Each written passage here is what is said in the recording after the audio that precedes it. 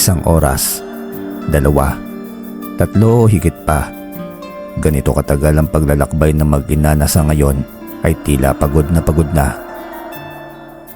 Isang batang lalaking dungisan habang hawak-hawak ang maliit na bayong. Samantala ang ginang ay aligaga sa pagdungaw sa kanilang paligid, tila nagmamasid kung may tao bang nakasunod sa kanila.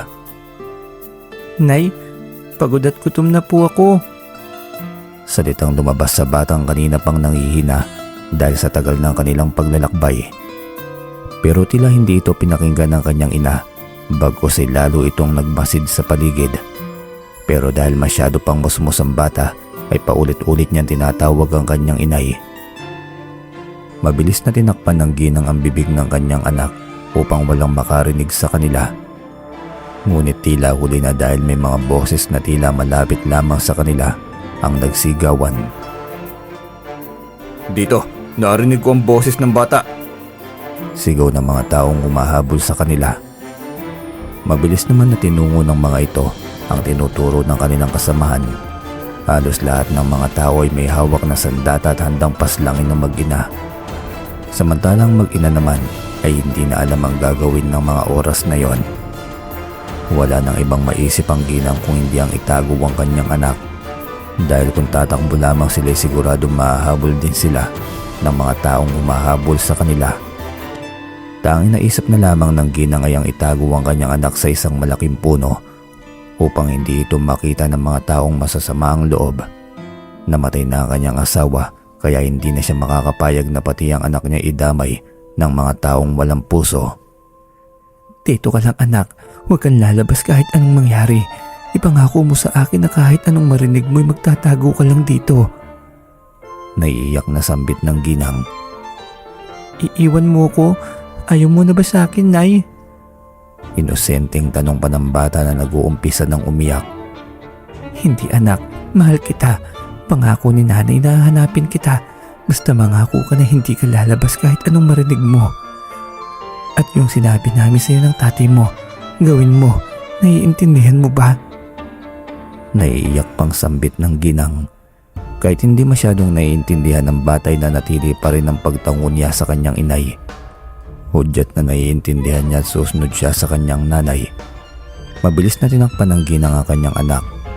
Inayos niya ng mabuti ang malaking dahon upang hindi mapansin ng mga humahabol sa kanila ang kanyang anak. Noong masigurado ng ginang na hindi na makikita ito, agad na itong nagpakita sa mga tao. Sinigurado niya siya lamang ang mapapansin ng mga yun upang makatakas ang anak niya. Ayun siya mga kasama! Sigaw sabay turo sa gawin ng kinaroroonan ng ginang ng isa sa mga humahabol sa kanila. Sugurin yung hayop na yan. Huwag niyong hahayaan na makatakas pa. Pero nasan kaya yung anak niya? Hayaan niyo na. Basta unahin natin yung hayop na yan. Madali lang naman nating mahahanap yung bata. Dagdag pang sambit ng mga ito at mabilis na hinabol ang ginang na ngayon ay nagsisimula ng tumakbo upang makalayo sa kanyang anak. Sa sobrang tagal ng pagtatago ng bata ay hindi na nito napansin ang kanyang gutom. Bagkus ay nakatulog na ito dahil sa sobrang pagod. Sa kabilang banda ay tuloy pa rin ang pakikipaglaban ng ginang sa mga tao. Subalit kahit anong lakas ng ginang ay hindi niya kakayanin ang mga ito dahil sa dami ng mga taong sumusugod sa kanya at halos lahat ay may hawak pang mga sandata. Mabilis na lumipas ang oras, halos padilim na nang magising ang musmus na bata. Hinanap agad nito ang kanyang inay. Subalit nang makita ang madilim na paligid ay isang malakas na iyak ang ikinawad nito dahil sa takot. Pero dahil naalala nito ang sinabi ng kanyang magulang ay nilakasan niya ang kanyang loob at unti-unti itong lumakad kahit na madilim pa ang paligid. Sa gitna ng paglalakad ng bata ay may nakita siyang maliit na kubo. Bisikleta na ginawang maliit na kubo ng isang matanda na may hawak na lampara na tila ba may hinahanap sa madamong gubat. Gusto sana itong lapitan ng bala subalit naunahan ito ng takot. Pinakabilin pa sa kanya na kanyang inay na huwag magtitiwala sa mga tao.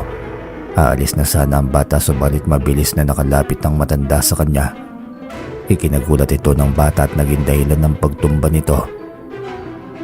Des oras na ng gabi pag-alagala ka pa rin. Umuwi ka na sa inyo dahil delikado sa gubat na ito. Nakakatakot na sambit ng matanda na naging dahilan ng pag-iyak ng bata. Hindi ko po alam kung saan ako pupunta. Patay na si tatay at iniwan ako ni nanay. Umiigbing sambit pa ng bata. Hindi mo ba alam kung nasaan ang bahay mo? Ihahatid na lang kita. Sambit ng matanda na tila naaawa naman sa musmus na bata. Isang iling lamang ang tanging nasagot ng bata, kaya wala nang ibang nagawa pa ang matanda. Gusto mo bang sumama sa akin? Pero wala akong bahay. Naglilibot lang ako sa iba't ibang bayan upang tumulong sa mga nangangailangan. Seryoso pa nitong sambit. Yan ba yung bahay mo? Turo ng inosenteng bata sa bisikleta na ginawang kubo. Tumango ang matanda habang nakatingin sa itinuturo nito. Ngumiti ang bata sabay sabing, Ang ganda. napatingin ng matanda sa bata at kitang-kita niya saya sa mukha nito habang nakatitig sa ginawa niyang tirahan. Hindi na napigilan pa ng matanda ang mapangiti dahil sa buong buhay nito ngayon lamang may nagsabi at nagkagusto sa ginawa niya. Halos lahat kasi ay nandidiri sa tirahan niya dahil sa nakapalibot na mga karton at sakong pinagtagni-tagni upang maging harang at panabing sa kanyang tulugan. Ano bang pangalan mo? Tanong ng matanda na naging dahilan ng paglingon ng bata. Ramon. Magandang pangalan, parang isang hari sa mga malalakas na pamilya. Nakangiting sambit pa ng matanda na kinakunot ng kilay ng bata. Ibig kong sabihin magandang pangalan na ibinigay sa iyo. Bagay na bagay sa iyo. Ako naman si Berto. Pwede mo kong tawaging Lolo Berto. Sambit na matanda na agad na ikinangiti ng bata. Gusto mo bang sumama sa akin? Tanong ng matanda na agad na ikinatuwa ng bata. Tumango ito bilang tugon. Masaya ang bata na agad na tumakbo sa bisikleta ng matanda. Masayang sumunod naman ng matanda at binuksan ang kubo upang makapasok ang bata. Maluwag ang loob nito kahit papaano'y kakasya ang dalawa. Meron din sa loob na kakaunting gamit at pagkain. Agad na napansin ng matanda ang paghawak ng bata sa kanyang tiyan. Senyales na gutom na ito, kaya kinuwagad ni Lolo Berto ang kanyang tinapay at iniabot sa bata. Tinignan muna ng bata ang matanda at agad na kinuha ang iniaabot na tinapay. Nakita ni Lolo Berto ang pananabik sa pagkain nito pero hindi muna ito pinansin ng matanda at agad na sumakay sa bisikleta upang makalayo sa gubat. Habang nagpapadyak ang matanda sa bisikleta ay napansin niya na tahimik ang bata sa loob. Agad na sinilip ito ng matanda. Ang ginagawa ng bata, nakita niya pala itong mahimbing na natutulog na. Halata sa mukha nito ang pagod at gutom. Anyong klaseng magulang ang gumawa nito sa musmus na bata?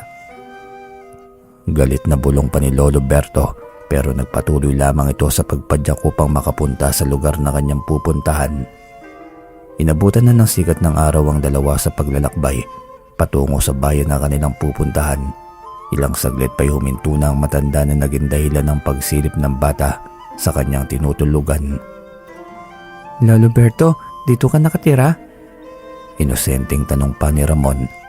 Hindi Ramon, pero sa ngayon dito muna tayo mamamalagi sa Sitio Bakal. Sambit pa ng matanda habang nakatanaw sa mga taong aligaga sa pagtatrabaho. Nagtanong pa ang bata kung bakit habang nakatingin kay Lolo Berto.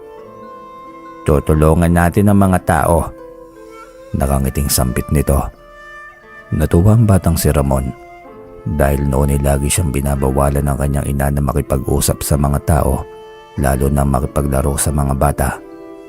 Mabilis na pinuntahan ng dalawang mga tao na nagmamadali sa pagkayod ng mga tanim na gulay at palay ng mga ito. Kapansin-pansin din ang bahay ng mga naninirahan dito. Tila mga sarado at nakatali ang halos lahat ng bintana at higit sa lahat ay wala ni isang bata ang naglalaro kahit na magandang sikat ng araw. Magandang umaga sa inyo. Magalang na pagbati ni Lolo Berto sa mga taong nagtatanim sa bukid. Ngunit ni isa'y walang pumapansin sa kanya. Bagkus ay may takot at pagmamadali sa mga tao dahil sa ginawang pagbati ni Lolo Berto. Magandang umaga po, ako po si Ramon. Tutulungan po kayo ni Lolo Berto. Masayang bati ni Ramon na naging dahilan ng paghinto ng mga tao sa kanilang ginagawa at mabilis na nilingon ng batang si Ramon.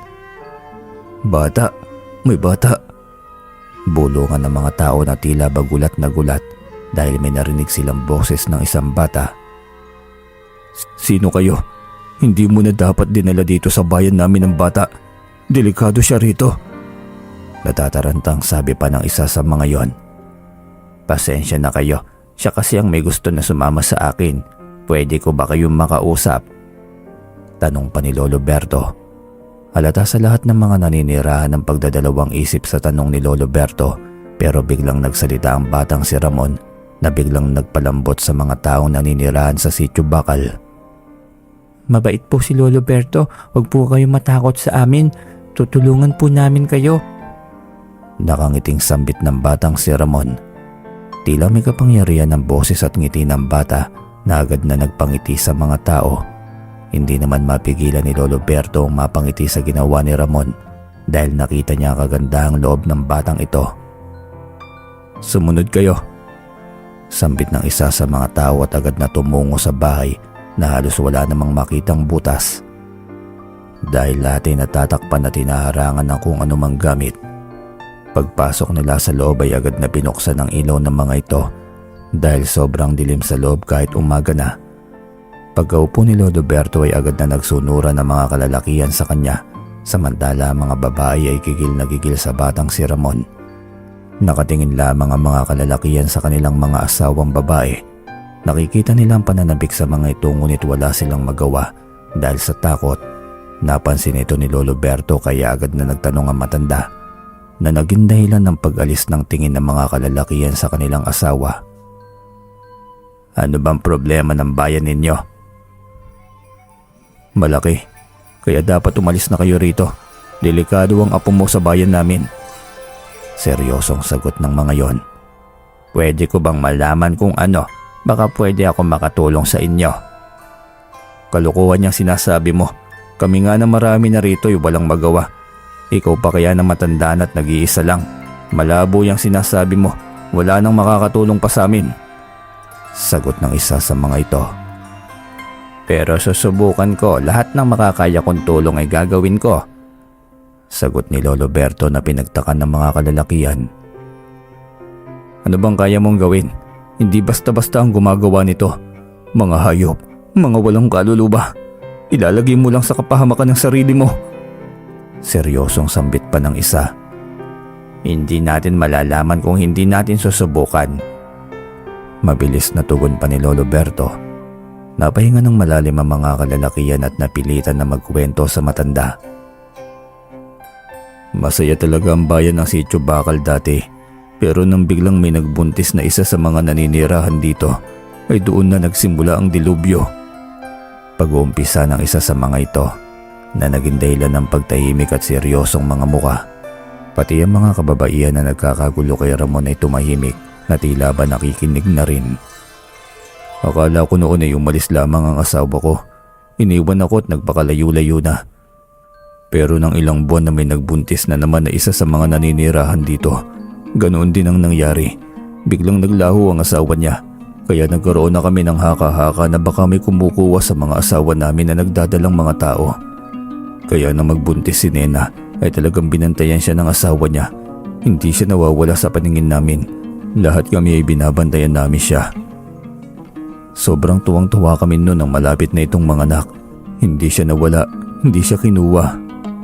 Pagputol ng kwento ng isa sa kanila pero sinundan agad ng babae ang kwento na galing sa likod patungo kila Lolo Berto. Sobrang saya nun kasi sa tagal ng panahon na magkakaroon na ng bata sa sityo. May mag-iingay na at may nakikita na kaming tumatakbo sa paligid. Pero nung araw na yun, doon namin nakita ang lahat. Isang malagim na pangyayaring hinding-hindi namin malilimutan. Sa tagal na panahon na nakarinig kami ng iyak ng bata. Iyak na sobrang sarap sa tainga. Pero ilang saglit lamang ay biglang naglaho ang lahat. Mga halimaw. Isa-isa silang pumasok sa loob ng aming tahanan. Tila mga nag-uunahan kung sinong unang kukuha. Natulala kaming lahat at wala kaming nagawa. Nakakatakot ang itsura nila.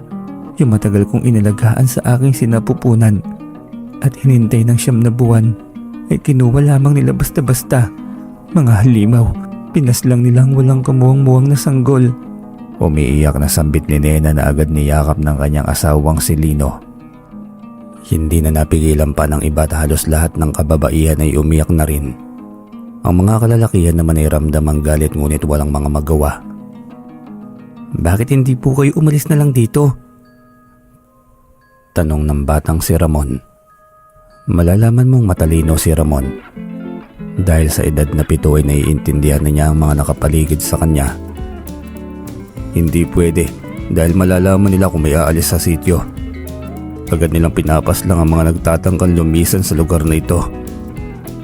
Sagot naman ng isa. Kaya ni isa sa amin wala pang nagtangka, pero ang ginawa ng bawat isa ay hindi na nag-anak upang wala silang makuha sa amin. May galit na sambit pa ng iba. Hanggat walang sanggol o nagbubuntis ay hindi sila nagpapakita. Mas ligtas ang lahat kaya kahit na gusto ng iba sa amin ang bumuo ng pamilya, mas pinili na lamang namin ang kaligtasan ng bawat isa. Sambit pa ng isa at sabay-sabay na nagtanguan ang lahat. Gusto kong isa sa inyo ang magbuntis upang makaharap ko ang mga halimaw na gumagawa sa inyo nito.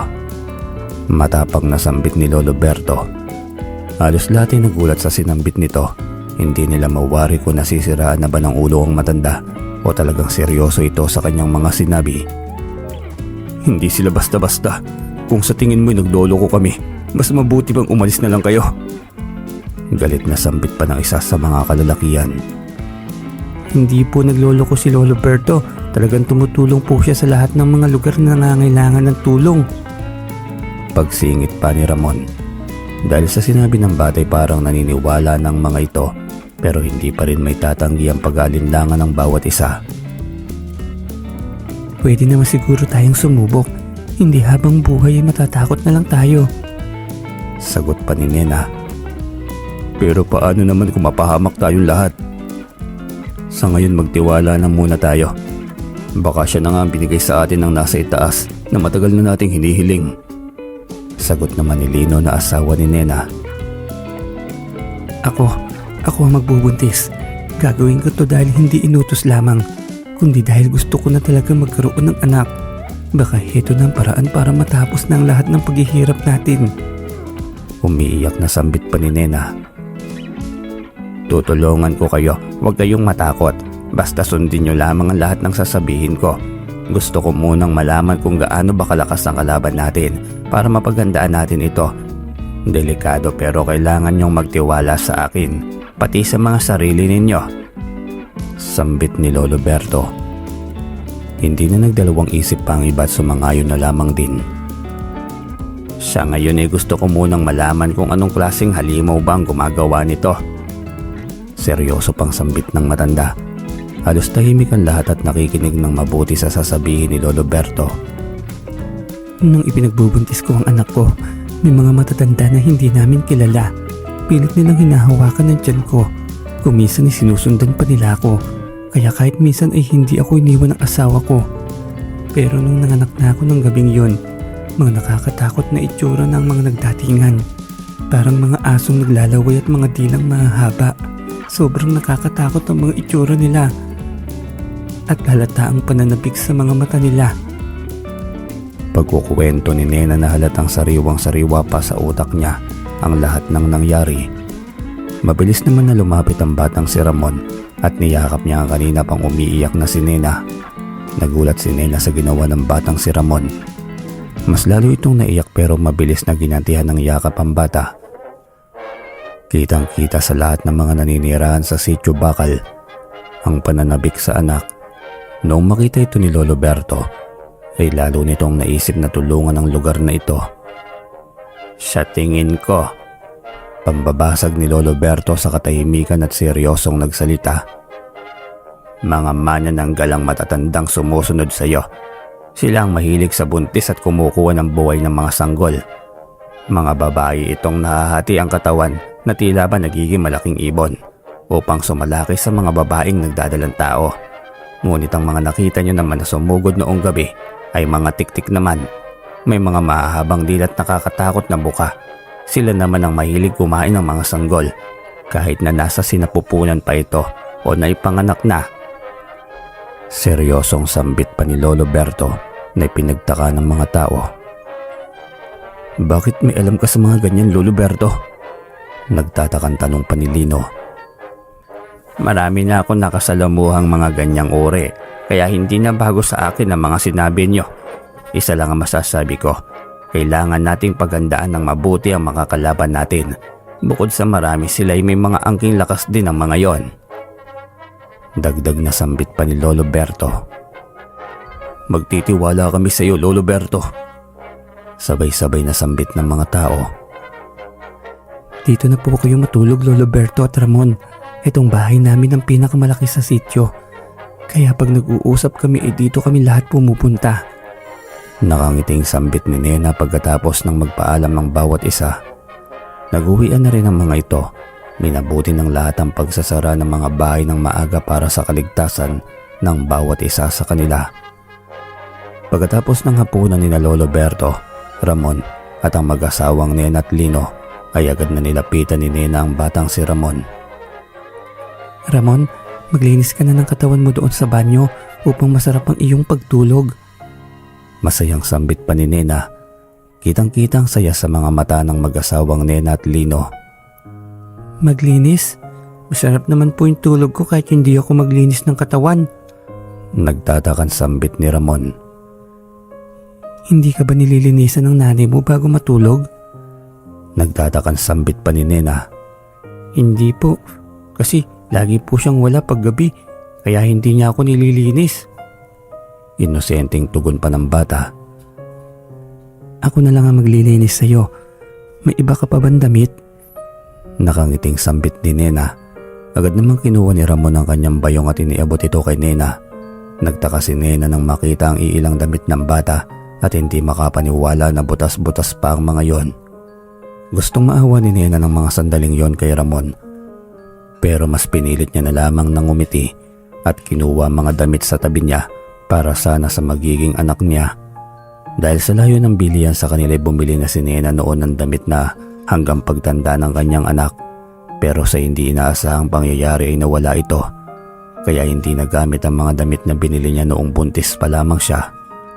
Ramon, ayos lang ba sa'yo kung damit ng anak ko ang isusuot mo? Tinabi ko kasi ang mga ito, hindi naman nagamit. Baka mga sira lamang kaya gamitin mo na lamang kung ayos lang sa'yo. Nakayukong sambit pa ni Nena. Nahihiya kasi ito baka hindi pumayag ang bata dahil baka isipin niya na ginagawa siya nitong anak. Hindi agad tumugon si Ramon kaya ang akala ni Nena ay ayaw nito. Pero nagulat si Nena nang biglang may mga maliliit na kamay ang yumakap sa kanya sabay sabing, Maraming salamat po, Nanay Nena. Ngayon lang po ako makakapagsuot ng ganyang kagandang damit. Naiiyak pang sambit ni Ramon ay kinabigla pa ni Nena. Hindi na rin napigilan pa ni Nena ang maluha. Bukod sa nagustuhan nito ni Ramon, ay tinawag din siya nitong nanay na matagal nang gustong marinig ng babae. Salamat anak, salamat naman at nagustuhan mo. Umiiyak ding sambit nito. Nakatingin lamang si Lolo Berto at ang asawa ni Nena na si Lino sa dalawa. Nakangiti ang mga ito habang tinitingnan ng dalawa na nagkukulitan. Katatapos lamang kasi ni Nena na linisan si Ramon. Kitang-kita ngayon ang kagwapuhan ng bata dahil sa malinis nitong damit at katawan. Kanina kasi ay napakadungis nito at sira-sira pang suot na damit. Lolo Berto, kaano-ano mo naman si Ramon? Biglang tanong ni Lino. Wala. Maikling sagot ng matanda na pinagtaka ni Lino. Bakit kasama mo siya? Nakita ko siya sa kagubatan noong kumukuha ko ng mga halamang gamot. Patungo ako rito. Pero naisipan kong kumuha muna ng halamang gamot sa madilim na kagubatan. Napansin kong may nakatingin sa akin. Pagtingin ko isang bata at palis na ito. Mabilis ko siyang pinuntahan. Umiiyak siya at sinabing iniwan daw siya ng nanay niya. Tinanong ko kung saan ang bahay niya upang maihatid ko siya pero hindi niya alam kung saan siya nakatira. Pagkukwento pa ni Lolo Berto habang nakatingin kay Ramon. Asan yung tatay niya? Bakit iniwan siya ng nanay niya? Yun din ang nasa isip ko nung makita ko si Ramon. Napakawalang puso naman ng nanay niya. Bakit iniwan siya sa gitna ng kagubatan? Pero hindi natin alam ang dahilan. Baka may rason kung bakit siya iniwan. Yung tatay naman niya'y patay na rin, kaya wala na akong nagawa. Tinanong ko siya kung gusto niya sumama sa akin. Pumayag naman siya. Kaya kasama ko na siya ngayon. Mahabang paliwanag pa ni Lolo Berto. Kawawa naman pala si Ramon. Mukhang ang bait-bait pa naman niya. Naaawang sambit ni Lino. Unang kita ko pa lamang kay Ramon ay alam kong may mabuti siyang puso. Higit sa lahat ay kaya niyang paamuhin ng lahat sa isang ngiti pa lamang niya. Sambit ni Lolo Berto habang nakatingin sa papalapit na si Nena at Ramon. Lolo Berto, tulog na po tayo. Inaantok na sambit ni Ramon. Sige, matulog ka na. Tugon ni Lolo Berto at agad na binuwat si Ramon. Nagulat ang mag-asawa dahil sa edad ni Lolo Berto ay halata mo pa rin ang lakas ng pangangatawan nito. Halina po kayo, sasamahan ko po kayo sa inyong tutulugan. Sambit ni Nena habang tinutunton ng silid na pwedeng tulugan ni na Lolo Berto at Ramon. Pagdating sa silid ay nakita nilang maamong mukha ni Ramon na ngayon ay masarap nang natutulog. Nagkatingin na naman ang tatlo at hindi mapigilan ng mapangiti. Ganyan talaga siya, mabilis makatulog. Natatawang sambit ni Lolo Berto at ibinaba na si Ramon sa kanilang tulugan. Nakakatuwa naman ang batang yan. Sana'y ganyan din kabait at katalino magiging anak ko. Nakangiting sambit ni Nena at mabilis na hinalikan sa noo si Ramon. Sige na po, magpahinga na rin po kayo, Lolo Berto. Pagpapaalam pa ni Nena at Lino. Kinabukasan ay maaga nagising ang matanda. Dali-dali niyang kinuha ang kanyang maliit na punyal at lumabas sa kanilang silid ni Ramon. Naabutan niya ang mag-asawa na nagluluto ng pagkain. Magandang umaga sa inyo, Nena at Lino. Pagbati ni Lolo Berto. Magandang umaga rin po. Maayos po bang tulog niyong maglolo? Pagtatanong ni Nena na tila hinahanap na si Ramon, napansin naman ito ni Lolo Berto kaya napangiti siya. Maayos naman. Kung hinahanap mo na si Ramon ay masarap pa ang kanyang pagtulog. Nakangiting sambit ng matanda na kinatawa pa ni Lino. Alam mo ba, Lolo Berto, hindi nakatulog na mabuti yan dahil gusto na agad na mag-umaga upang makita na si Ramon agad. Natatawang sambit pa ni Lino. Huwag kang mag-alala, Nena. Maghapon mo siyang makakasama. Natatawang sambit ni Lolo Berto na kinangiti pa ni Nena. Napansin agad ni Lino ang hawak ni Lolo Berto kaya hindi na ito napigilan pang magtanong. Punyal na gawa sa ginto? Gulat na tanong ni Lino. Oo, pinamana lang ito ng aming ninuno. Kaya ako nandito dahil sa sinumpaan kong tungkulin. Seryosong sambit pa ni Lolo Berto. Ibig sabihin, lahat kayo'y may tungkulin na iligtas sa mga katulad namin? Iba-iba kami ng tungkulin. Ako lang ang naatasan sa tungkulin na ito dahil sa akin nakita ng amain namin ang lakas na kayang humarap sa anumang pagsubok. Sagot ni Lolo Berto habang nililinisan ang kanyang punyal. Sa ganyang kaliit na punyal, sa tingin niyo po ba'y kaya niyo talaga silang mapaslang? Nag-aalalang sambit pa ni Nena. Hindi kumibo si Lolo Berto pero ramdam na ramdam ng dalawang paghigpit nito ng hawak sa punyal. Hindi lang siya basta-bastang punyal. Ito ang nagbibigay sa akin ng lakas. Seryosong sambit ng matanda. Magtitiwala kami sa iyo, Lolo Berto, at lahat ng pwede naming may tulong igagawin namin. Sambit ni Lino. Ang bango. Biglang wika naman ni Ramon na kinagulat pa ng tatlo. Ramon, nagugutom ka na ba? Halika't kakain na tayo. Masayang sambit ni Nena at mabilis na binuwat si Ramon na nagkukusot pa ng kanyang mga mata. Pagkatapos kumain ay agad nang umalis si Lolo Berto at Lino dahil sa gagawin nilang paghahanda sa pagpunta ng mga halimaw. Naiwan si Ramon at Nena sa bahay. Habang naglilinis si Nena ay napansin niya si Ramon na tumakbo sa likod bahay. Mabilis niya itong tinawag at sinundan. Paglapit niya sa batay nakita niya na may tumatakbong malaking aso sa gawing gubat. Sa takot ni Nene agad niyang binuwat si Ramon at mabilis na tumakbo sa kanilang bahay. Sinarado niyang lahat ng pinto at bintana. Sinigurong mabuti na hindi ito mabubuksan ni Numan. Anak, ayos ka lang ba? Pag-aalalang tanong ni Nena nang matapos niyang isarado ang lahat. Mabilis naman na tumango ang bata at nagtataka sa ginawa nito. May problema po ba, Nanay Nena? Inosenteng tanong ni Ramon. Anak, huwag kang basta-basta lumalabas nang hindi ako kasama. Delikado, lalo na't bata ka pa. Nag-aalalang sambit ni Nena. Pero aso lang po yun, mabait nga po siya eh. Inosente pa nitong tugon. Kahit na, basta makinig ka lang sa amin anak, kaligtasan mo lang ang inaalala ko. Patawad po Nanay Nena, hindi na po mauulit. Sagot naman ni Ramon na gumanti ng yakap kay Nena. Sa gitna ng yakapan ng dalawa'y may biglang nagbukas ng pinto. Ayos lang ba kayo?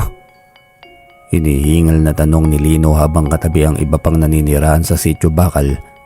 Nagulat ang dalawa at napabitaw sa pagkayakap. Ayos lang kami, mahal ko. Tugon ni Nena at agad na lumapit dito. Halos lahat naman ay nagkalala kay Ramon, kaya dali-dali nilang nilapitan ng bata at tinignan ng mabuti kung may galos ba ito. Nakahinga naman ng maluwag ang lahat nang makitang ayos lamang ang dalawa. Nasaan po si Lolo Berto? Nag-aalalang tanong ni Ramon. Nagulat ang lahat sa pagkawala ng matanda, kaya dali-daling nagsilabas sa mga ito at hinanap sa paligid si Lolo Berto, pero bigo silang makita sa paligid ang matanda. Ngunit ang batang si Ramon ay hindi tumigil sa pagtawag sa ngalan ng matanda at pagtakbo sa mga pwedeng puntahan nito. Kanina habang tumatakbo ang lahat patungo sa bahay nila Lino at Nena, si Lolo Berto ay nakaramdam ng kakaibang lakas. Naramdaman agad ng matanda kung saan ito nanggagaling. Kaya habang abala ang lahat sa pagpunta sa bahay ni Lino at Nena, kumuha ng pagkakataon ng matanda na pumuslit sa mga tao. Mas gugustuhin pa kasi ni Lolo Berto na magsolo na lamang upang wala ng iba pang mapahamak. Ganito kabuti ang puso ng matanda. Habang papalapit si Lolo Berto sa kinaroroonan ng kakaibang lakas, ay unti-unti naman niyang nararamdaman ng panghihina. Tila hinihigop ang lakas ni Lolo Berto. Hindi mawari ng matanda kung anong klase ng nilalang ito. Basta ang alam lamang nito ay delikado ang halimaw na nararamdaman niya ngayon. Noong malapit na si Lolo Berto sa kinaroroonan nito'y bigla na lamang nawala ang lakas na nararamdaman niya, kaya dali-dali siyang lumabas sa kanyang pinagtataguan. At tama nga ang kanyang hinala, nawala na ang nagmamay-ari ng kakaibang lakas. Tila bigla na lamang itong naglaho ng ganon kabilis. Sa sobrang pag-iisip ng matanda, hindi na nito namalayan ang mga taong papalapit sa kanya. Lolo Berto, tawag ng mga taong naninirahan sa sitio Bakal. Napansin kaagad ng mga ito ang pagkatulala ng matanda, kaya mabilis nila itong tinawag na nagpabalik sa ulirat ni Lolo Berto. Anong ginagawa mo rito, Lolo Berto? Kanina pa po kayo tulala dyan. Pag-aalalang tanong ng batang si Ramon. Mabilis na lumuhod ang matanda upang makatapat ang batang si Ramon. Bakas kasi sa mukha nito ang pag-aalala sa matanda. Ayos lang ako, Ramon. Ikaw, ayos ka lang ba? May narinig kasi kaming ingay sa gawin ninyo kaya dali-dali kaming tumakbo. Pag-aalalang tanong pa ng matanda. Ayos lang kami, Lolo Berto. Mabilis kong hinatak si Ramon upang hindi siya mapahamak. Sobrang nag-alala po si Ramon sa inyo. Siya din po ang dahilan kung bakit ka namin nakita. Hindi po siya tumigil sa paghahanap at pagtawag sa pangalan nyo. Tugon ni Nena sa nag-aalalang matanda. Tanging pagtango na lamang ang nagawang tugon ng matanda habang nakatingin kay Ramon. Ramdam na ramdam ng matanda ang pag-aalala ni Ramon, kaya hindi nito napigilan ng pagyakap sa bata. Halina kayo, baka bumalik pa ang mga ito. Pagsingit ni Lino na agad na sinunod ng mga tao at naging dahilan ng pagbitaw ni Lolo Berto kay Ramon.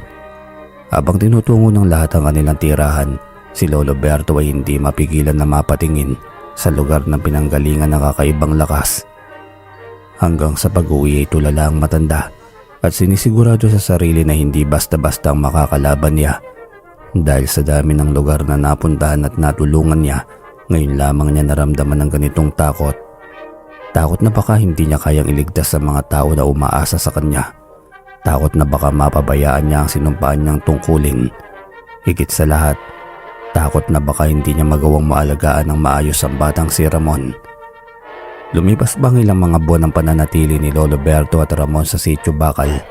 Sa lahat ng lugar na tinulungan ni Lolo Berto ay ngayon lamang siya tumagal ng ganito sa isang lugar. Masyadong mailap ang mga aswang sa bayan ng Sitio Bakal. Parang ramdam din nila ang panganib kung basta-basta na lamang silang susugod sa sitio. Pero sa isip ni Lolo Berto ay may nag-uutos sa mga ito na huwag basta-bastang pupunta sa lugar na yon. Habang seryosong nag-iisip ang matanda, mabilis na tumakbo palabas ng bahay si Nena. Hindi na sana ito papansinin ni Lolo Berto, subalit bigla na lamang narinig ni Lolo Berto ang pagduwal ni Nena. Dali-daling tumakbo ang matanda, pero laking gulat niya na kasunod na rin niya ang batang si Ramon. May sakit po ba si Nanay Nena? Hindi ko alam, Ramon. Malalaman natin niya sa kanya. Nakangiting tugon ni Lolo Berto dahil may duda na ang matanda sa kinikilos ni Nena. Mabilis na lumapit ang batang si Ramon kay Nena, halata ang pag-aalala sa mukha nito. Paglapit nila saktong pagdating ni Lino na mabilis ding nag-aalala dahil sa nakitang sitwasyon ng kanyang asawa.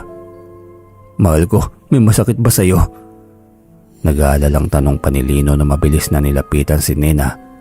Mabilis na lumingon si Nena na lalong nagpakaba sa kanyang asawa. Umiyak ito habang nakatingin sa kanyang asawa. Bakit ka umiiyak? May masakit ba sa'yo? Anong masakit? Ngunit hindi tinugon ni Nena, bagkus ay nagtatalon ito habang umiiyak. Hindi alam ni Lino kung ano ang nangyayari hanggang sa sumigaw si Nena na nagpagulat sa kanya. Magkakaanak na tayo, mahal. Masayang sambit nito habang yumayakap sa kanyang asawa. Hindi agad nakatugon si Lino. May takot at saya na hindi maintindihan ng mararamdaman nito. Hindi ka ba masaya, mahal? Nalulungkot na tanong ni Nena. Masaya ako, mahal. Masayang masaya. Pero natatakot ako. Ayokong may mawala sa inyong dalawa. Nag-aalalang sambit pa ni Lino. Huwag ka mag-alala, mahal. Hindi kami pababayaan ni Lolo Berto. Hindi po ba? Tanong ni Nena habang nakatingin sa matanda. Isang ngiti naman ang sinagot ni Lolo Berto na nagpangiti na rin kay Nena at Lino. Matagal ko na itong pinagandaan, kaya huwag kayong matakot. Gagawin ko ang lahat para masiguradong ligtas kayo. Napansin naman ni Nena si Ramon. Nakita nito na seryoso ang mukha ng bata. Hindi na lamang niya ito pinansin dahil baka naguguluhan pa ito, kaya mabilis na lamang niya itong nilapitan at niyakap. Salamat, Ramon. Dahil sa iyo, nagkalakas kami ng loob. Umiiyak na sambit ni Nena habang nakayakap pa kay Ramon. Dahil po sa akin? Oo, dahil sa iyo, nagkaroon kami ng lakas na kaya kong lumaban para sa magiging anak ko. Hindi ko po maintindihan. Nakakunot kang kilay na sambit ni Ramon na naging dahilan ng pagtawa ni Nena, Lino at Lolo Berto. Huwag mo nang pansinin ang sinabi ng nanay Nena mo. Alina sa loob at marami akong dalang pagkain sa iyo. Nakangiting sambit ni Lino na agad na binuhat ang batang si Ramon, na ngayon ito ang tuwa dahil sa pasalubong ng kanyang tatay Lino. Mabilis na ibinalita ng mag-asawa sa mga kasamahan ng magandang balita. Makikita sa lahat ang kasiyahan at ang iba'y kagustuhan na pati sila magkaroon din ng supling. Kailangan nating maging handa. Anumang oras ay pwede na silang magpakita. Seryosong sambit ni Lolo Berto. Hindi natin alam kung kailan sila magpapakita. Basta lahat ng sinabi ko'y sundin nyo. Kaligtasan nyo ang pinaka-importante rito. Ngayon pa lamang ay ihanda na ninyo ang patalim na ginawa natin. Hanggat maaari ay huwag kayo maghihiwa-hiwalay. Huwag kayo maghihiwalay ring mag-asawa. Maging handa at lakasan ang loob upang lumaban. Dagdag na sambit ni Lolo Berto na agad na sinang-ayunan ng lahat. Mabilis lang natapos ang pag-uusap. Lahat ay naging abala sa kanilang gawain. Pati mga bahay nila ay puno na ng mga pangondra at mga kagamitan sa pakikipaglaban. Habang ang mga kalalakihan ay naghahanda ng mga patalim at mga pangontra, ang mga asawa naman nilang babae ay nagdadala ng pagkain kay Nena at Ramon.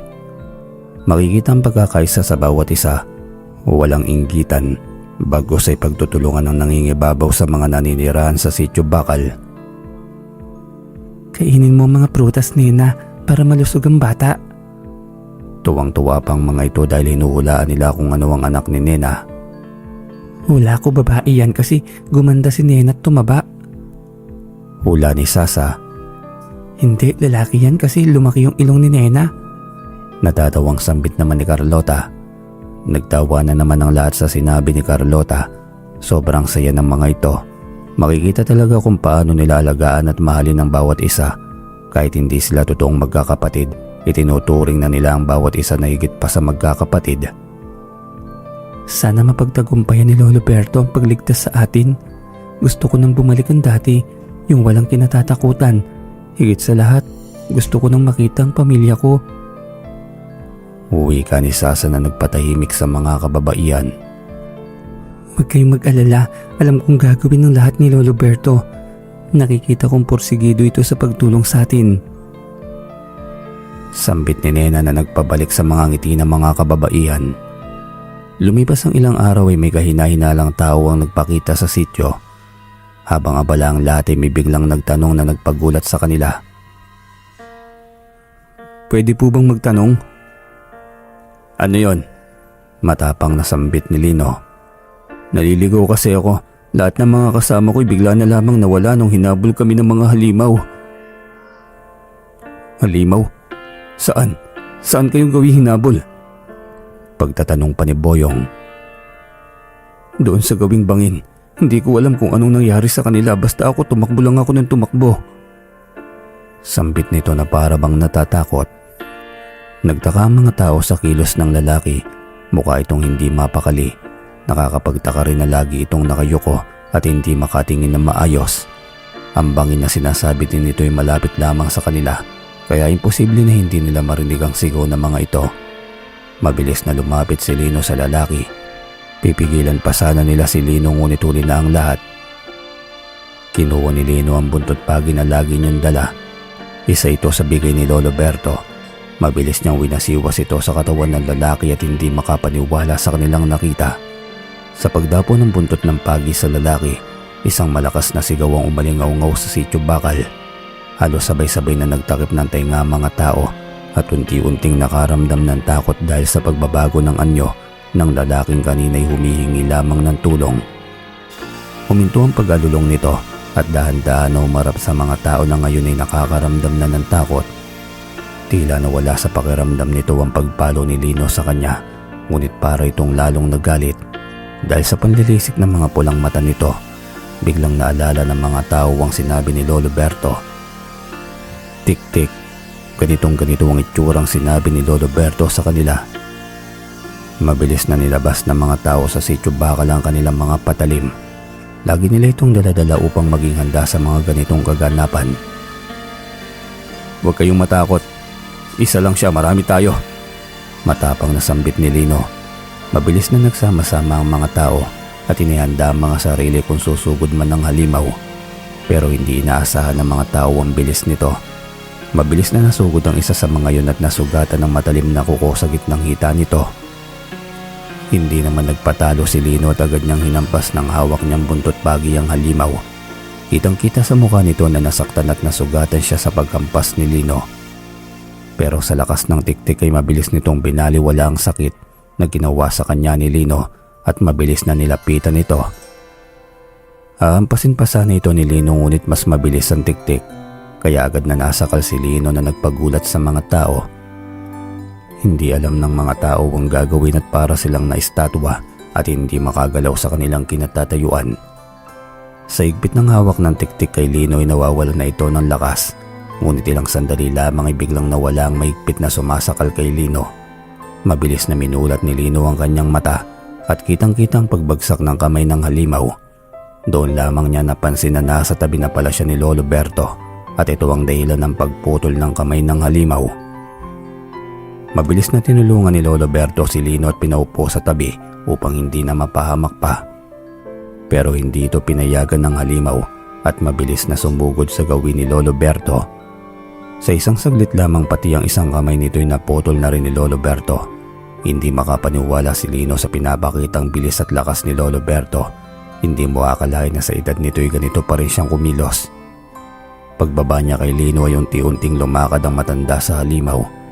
Habang papalapit na si Lolo Berto ay umaatras naman ang halimaw na tila ba natatakot sa kanya. Anong problema? Hindi ba't matapang ka? O dahil mag-isa ka lang kaya ngayon ay natatakot ka na? Matapang na sambit ni Lolo Berto. Sino ka? Bakit ang lakas mo? Natatakot pang sambit ng halimaw. Ako si Berto. Hindi kita papaslangin ngayon, pero gusto kong sabihin mo sa mga kalahi mo na hinahamon ko kayo. Gusto ko kayong makalaban. Nakangiting sambit ni Lolo Berto na nagpatawa sa halimaw. Nagpapatawa ka ba? Isa ka lang at marami kami. Kung hindi mo pa ako papaslangin ngayon ay pagsisisihan mo pa ito. Natatawa pa nitong sinabi. Hindi ako nagpapatawa. Sabihin mo sa mga kasamahan mo na gusto ko silang makita. Mukhang seryoso ka nga. Huwag kang mag-alala dahil malapit nyo na silang makita. Alam namin na may buntis na sa baryo na ito. Kaya siguradong mag-uunahan na naman ang lahat sa pagpunta sa inyo. Nakangiting sambit nito na lalong nagpagalit kay Lolo Berto. Mukhang hindi ko na kailangan na palampasin ka pa dahil alam nyo na rin pala. Sambit ni Lolo Berto at mabilis na sinugod ang halimaw na tatakbo pa sana upang tumakas. Ngunit sa bilis ni Lolo Berto ay hindi na ito nakatakbo pa at tuluyan ng tinapos ang halimaw. Bumalik sa dating anyo ang halimaw na ngayon ay mukhang normal na tao. Mabilis na humarap si Lolo Berto kay Lino at sa iba pang naninirahan sa sityo upang kumustahin kung may nasaktan sa mga ito. Ngunit pagharap niya ay tulala ang mga yon at halos hindi makapaniwala sa pinakitang gilas ng matanda. Gumawa kayo ng pwede nating paglibingan. Siguraduhin niyong malalim upang hindi talaga makita ng kanyang mga kasama. Pag-uutos pa ni Lolo Berto. Doon pa lamang natauhan ng mga tao. Mabilis na kumilos at ginawa ang sinabi ng matanda. Kaya mo bang tumayo? Tanong ni Lolo Berto kay Lino. Opo, kaya ko po. Magalang nasambit ni Lino. Kumusta ang pakiramdam mo? May masakit pa ba bukod sa leeg mo? Pagtatanong pa ni Lolo Berto. Sa totoo lang, ngayon ko lang napansin na may sugat ako sa leeg. Masyado ako nagulat sa galing na pinakita mo, Lolo Berto. Manghang sambit ni Lino. Gaya ng sabi ko, gagawin ko ang lahat para mailigtas ko ang buong sityo. Nakangiting tugon pa ni Lolo Berto. Salamat po. Kung hindi dahil sa iyo, siguradong wala na ako ngayon.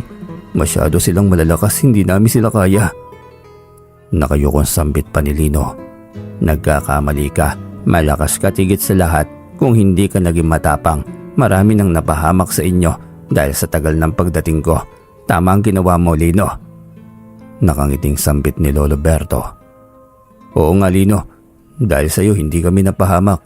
Pasensya na rin kung naging duwag kami. Hindi namin nagawang tumulong nung kailangan mo kami. Malungkot na sambit ni Makoy at ganun din ang iba na ngayon ay humihingi pa ng dispensa sa kanya. Ayos lang yun. Ako din naman naduwag nung nakita ko ang itsura ng aswang. Nilakasan ko lang talaga ang loob ko para sa mag-ina ko. Nakangiting tugon pa ni Lino. Kinabukasan ay masayang magkakasama ang mga tao sa sitio Bakal. Ang mga kalalakihan ay masayang nag-uusap sa kanilang tambayan kasama si Lolo Berto. Samantala ang mga kababaihan ay gumagawa ng damit at gamit ng magiging anak ni Nena. Si Ramon naman ay masayang nakikipaglaro sa mga kababaihan. Sa matagal na panahon ngayon lamang muling nagkaganito kasaya ang mga tao sa sityo. Nena, tignan mo ang gawa ko. Sobrang ganda, hindi ba? Masayang sambit ni Berta habang pinapakita ang isang pares na medyas. Mabilis naman itong nilapitan ni Nena, tuwang-tuwa sa ginawa ni Berta. Sobrang ganda. Siguradong bagay yan sa magiging anak ko. Salamat, Berta. Sasagot pa sana si Berta ngunit nagulat ang lahat sa pagtayo ni Lolo Berto. May problema po ba, Lolo Berto? Tanong naman ni Nena. Halos magkakatabi lamang kasi ang lahat kaya pati sila Nena ay nagulat sa pagtayo ng matanda. Magsipaganda kayo, dali. Kunin niyo ang mga kagamitan ninyo. Kayo naman Nena ay magtago sa ginawa natin upang hindi kayo maamoy at makita. Seryosong wika pa ni Lolo Berto na nagpakaba sa lahat ng naninirahan sa sityo. Kumilos na tayo, huwag tayong matakot. Matapang na wika ni Lino at dali-daling tinulungan ng asawa upang makapunta sa kanilang taguan. Mabilis ding binuwat ni Lino si Ramon at dinala sa kanilang taguan. Gusto ko pong tumulong. Sambit pa ni Ramon. Hindi pwede, Ramon. Masyado ka pang bata. Dumito ka muna. Dito ay ligtas ka. Pero baka mapahamak po si Lolo Berto. Walang mangyayaring masama kay Lolo Berto mo. Basta magtiwala ka lang sa kanya. Gusto mo ba talagang makatulong? Tanong ni Lino na agad na kinatango ng bata. Ikaw ang magbantay sa mga nanay mo.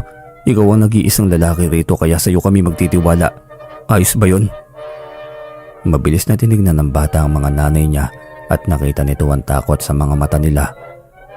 Kahit bata pa si Ramon ay alam niya ang nangyayari sa kanyang paligid. Ako po magbabantay sa kanila.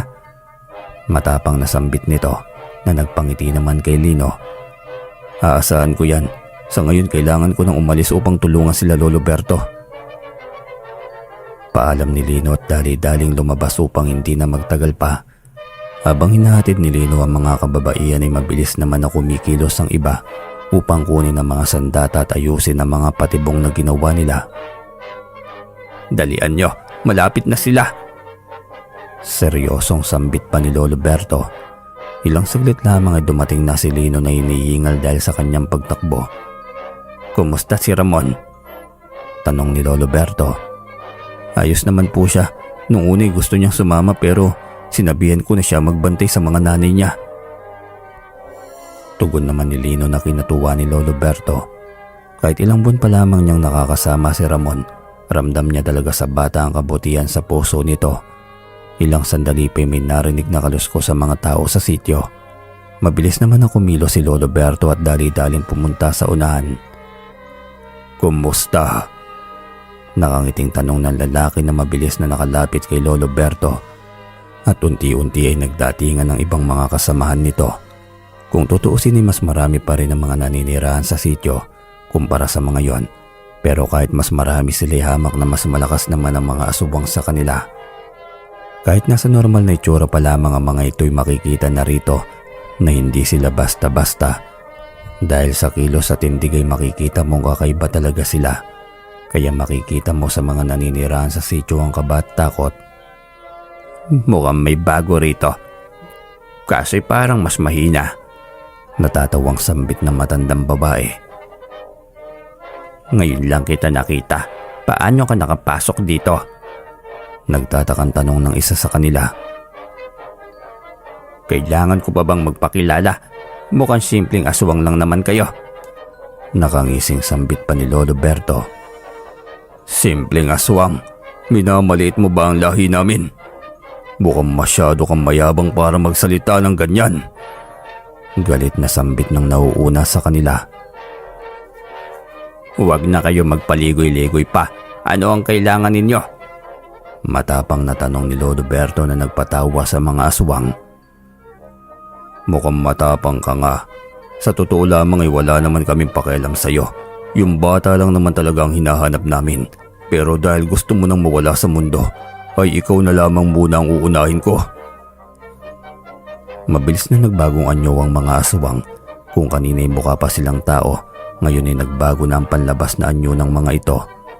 May mahabang tenga at kuko, mahabang dila at mapupulang mata, at ang mga katawan ng mga ito'y parang bukol-bukol. Talagang hindi mo gugustuhin na makaharap ang mga katulad nila. Sugurin niyo siya! Utos ng parang pinuno nila at agad-agad na sinunod ng mga kasamahan nito. Sabay-sabay lumusob ang mga ito sa gawin ni Lolo Berto, pero hindi nila inaasahan ang mga patibong na ginawa ng mga naninirahan sa sityo. Ang mga naunang aswang ay nahulog sa ginawang hukay ng mga tao. Isa ito sa inutos ni Lolo Berto.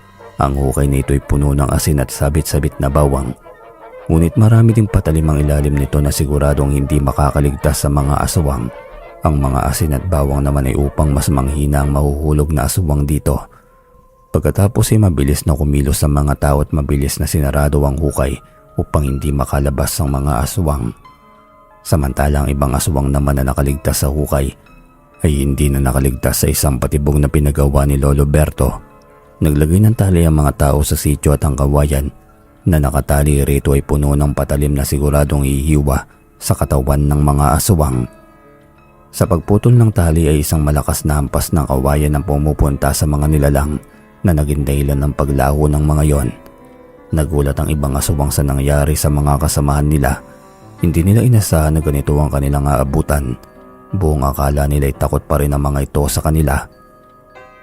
"Anong ginagawa nyo? Mga duwag! Sugurin nyo sila!" Galit na utos ng kanilang pinuno. Dahil wala ng patibong ay nagawa na nilang makapunta sa mga tao, subalit isang mabilis na patalim ang unti-unting pumuputol sa mga katawan nila. Sa bilis ni Lolo Berto ay hindi makita ng mga aswang kung saan siya susugod o pupunta. Hindi makapaniwala ang pinuno nila sa pinapakita ng matanda. Buong akala niya isang hamak na tao lamang ito na matatakot kapag nakakita ng mga katulad nilang nilalang. "Sino ka ba?" Bulong pa ng pinuno ng mga aswang. Habang pinapanood ng pinuno ang unti-unting pag-ubos ng kanyang mga kasama, gumawa ito ng paraan upang humingi ng tulong at hanapin ang nagdadalang tao sa sityo. Samantala si Lolo Berto ay mas lalo pang binilisan ng kilos upang mabilis na maubos ang mga aswang. Yung akala niyang konti lamang ay unti-unting dumarami dahil sa pagdating ng iba pang mga kasamahan nito. Habang nakikipaglaban si Lolo Berto ay napansin nito ang ginagawang ingay ng pinuno ng aswang. Dahil sa dami ng mga sumusugod sa kanya hindi niya magawang pigilan ng pinuno nito. Gusto niya sanang sabihan sila Lino, subalit abala rin ang mga ito sa pakikipaglaban sa iba pang mga aswang. Walang ibang nagawa si Lolo Berto kundi ang mas bilisan pa ang pagkilos dahil siguradong nasa panganib ang buhay ni Ramon at ang ibang tao sa sityo. Isang malakas na pagtalo ng ginawa ni Lolo Berto at isang malakas na pagtusok sa lupa gamit ang gintong punyal ang nagpatumba sa mga aswang na sumugod sa kanya. Pati ang mga tao ay nagulat sa ginawa ng matanda. Hindi makapaniwala ang mga ito sa lakas na ginawa ni Lolo Berto. "Lino, puntahan nyo sila Ramon.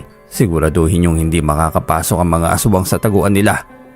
Utos ni Lolo Berto habang nakikipaglaban sa mga aswang. Ayaw pa sanang sumunod nila Lino dahil walang katulong si Lolo Berto, pero nakita nilang seryoso ang matanda. Kaya mabilis silang tumakbo upang puntahan ang kanilang mga asawa.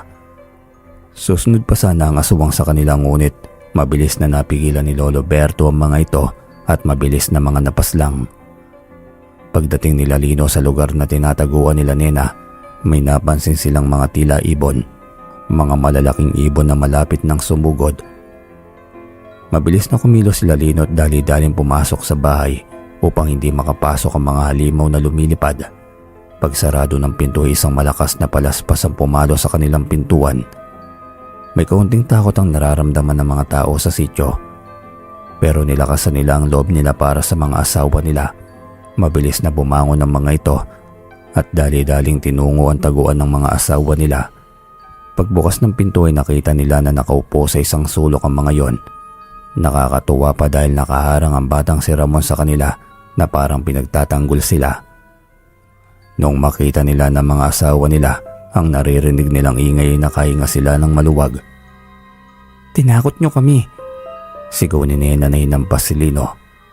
"Huwag kang maingay, kaya kami nandito dahil napapalibutan na kayo ng mga aswang. Pinapunta kami dito ni Lolo Berto para bantayan kayo." Bulong na sambit ni Lino na nagpatahimik kay Nena. "Andito na sila. Asaan si Lolo Berto?" Bulong pa ni Berta.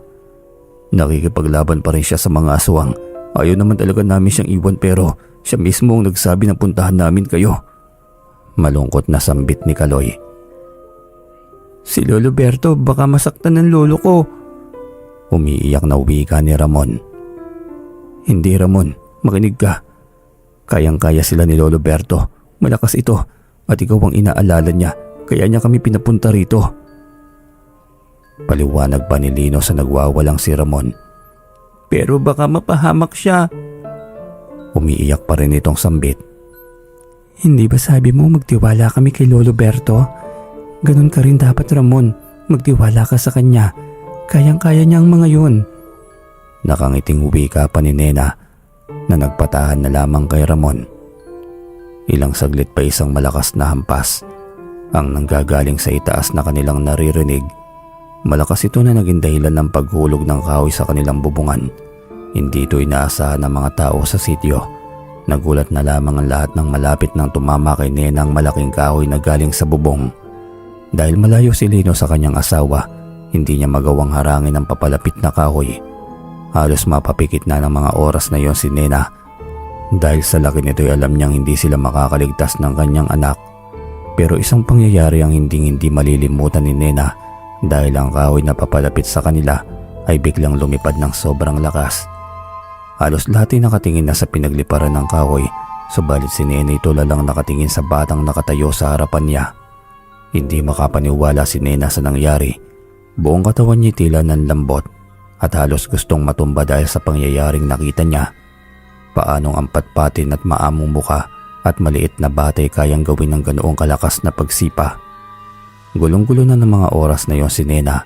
Hindi niya alam kung matatakot ba siya o magpapasalamat sa ginawang pagligtas sa kanya ni Ramon. Ngunit sa lahat ng pag-iisip niya, isang malakas na pag-iyak na lamang ang kanyang nagawa. Dahil sa isang maigpit na yakap sa kanyang paa na nanggagaling sa maamong mukha ni Ramon. Natatakot po ako. Akala ko masasaktan ka na, Nanay Nena. Umiiyak pang sambit ni Ramon na nagpahina kay Nena at tuluyang napaluhod upang mayakap ang bata. Salamat anak, salamat.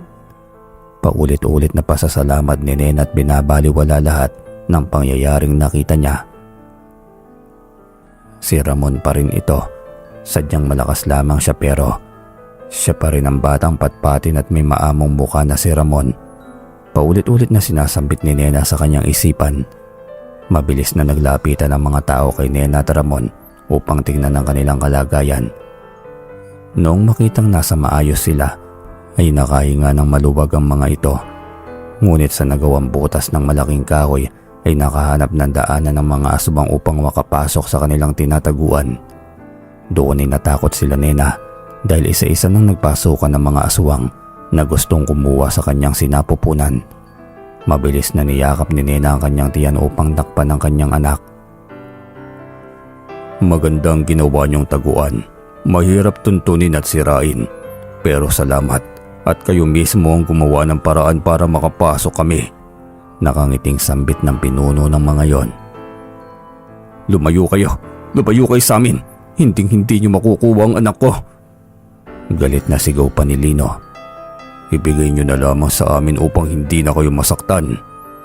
Nakangiting sagot pa ng pinuno. Hinding-hindi ko ibibigay ang mag-ina ko sa inyo. Tama na ang ginawa ninyo sa una kong anak. Galit pang sagot ni Lino. Unti-unti nang lumalapit ang mga aswang pero ang mga tao ay nakahanda ng mga sandata upang lumaban.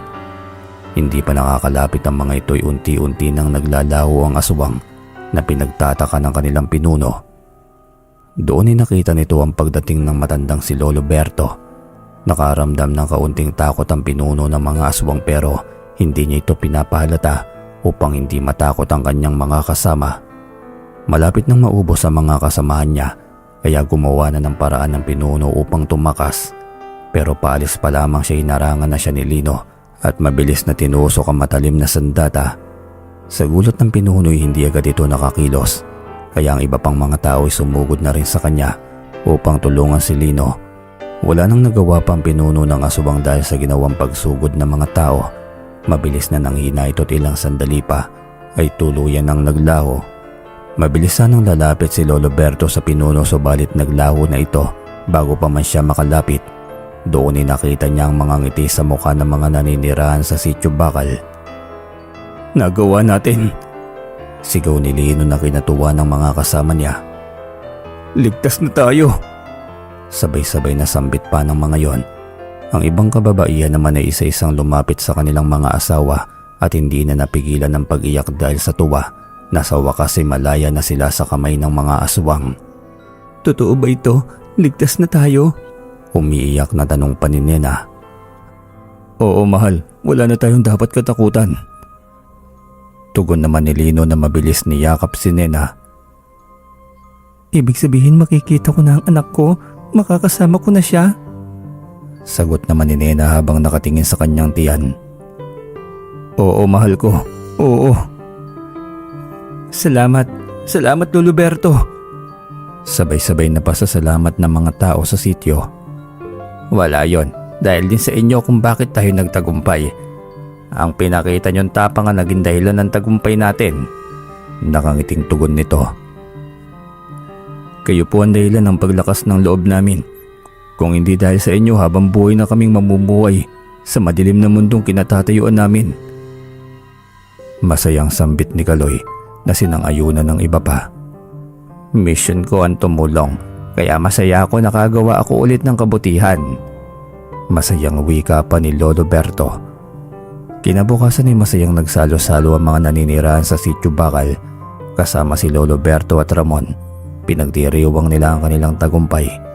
Ngunit ang nakakalungkot na kailangan din lumisan nila Lolo Berto at Ramon dahil hindi na sila pwede pang magtagal doon.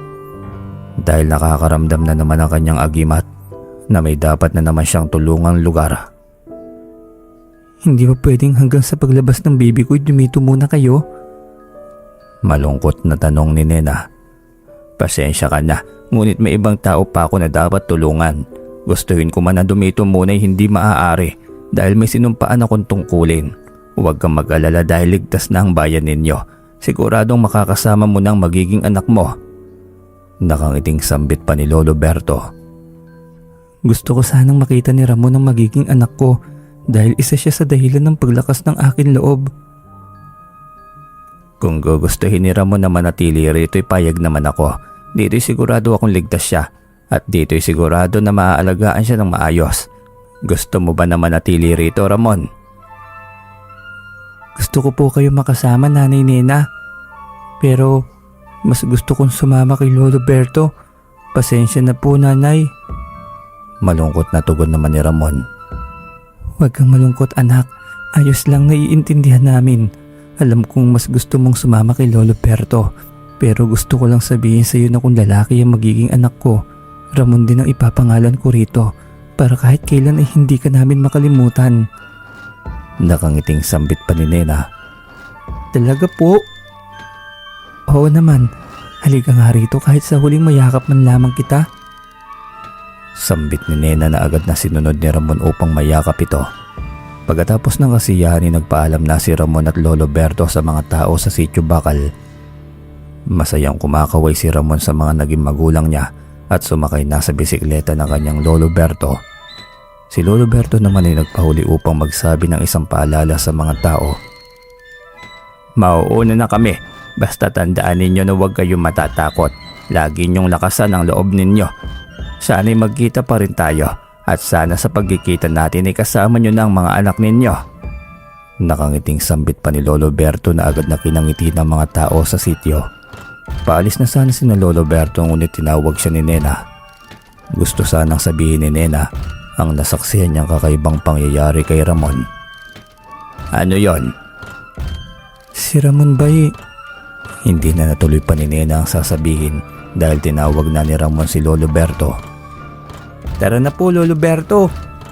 Masayang pagtawag pa ni Ramon na tila sabik na sa susunod na pupuntahan nila. Oo, ayan na ako. Ano ba yun, Nena? Wala po. Mag-iingat po kayong dalawa ni Ramon. Lalo ka na po, Lolo Berto. Tugon ni Nena. Salamat. O sige, mauna na kami. Sumakay na si Lolo Berto sa bisikleta at sinimulan ng paandarin ang sinasakyan nito. Habang si Ramon ay masayang kumakaway sa mga tao sa Sitio Bakal. Bali hanggang dito po muna pala yung kwentong ito. Alam ko po may kasunod pa ito kaya sana'y mahintay po natin. Yun lamang po. Maraming salamat sa inyo.